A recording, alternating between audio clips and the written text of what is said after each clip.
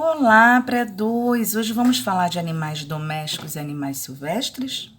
Nós vimos que na historinha da Bela e a Fera, antes da Bela ir morar no castelo com a Fera, ela vivia numa fazenda, né? Com a sua família. E junto com as suas irmãs, ela adorava cuidar dos animais.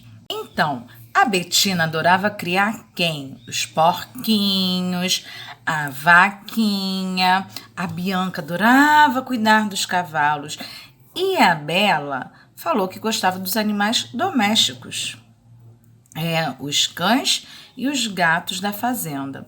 O papai delas, né, o Carlos, explicou para as filhas que existem animais domésticos e silvestres. Você já sabe a diferença entre eles? Então vamos aprender. Os animais domésticos e silvestres, eles apresentam algumas diferenças básicas, principalmente no lugar onde vivem e em seu comportamento. Os animais domésticos são aqueles que estão acostumados a viver com o ser humano. Esses animais agem assim como resultado de uma série de processos para domesticá-los, tá? Então, eles já estão habituados a viver perto do ser humano.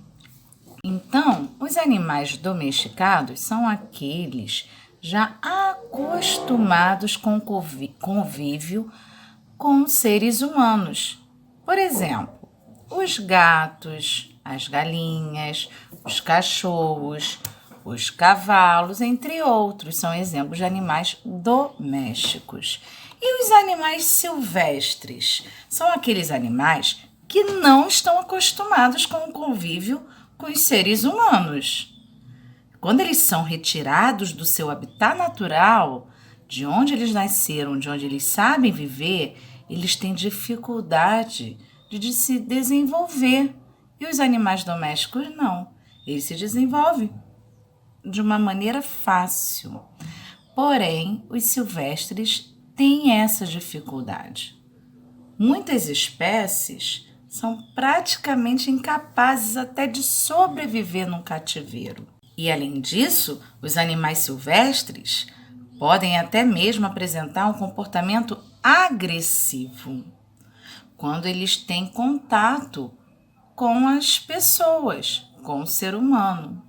Por exemplo, o papagaio, a jiboia, o jacaré, o leão, entre outros animais, são animais silvestres.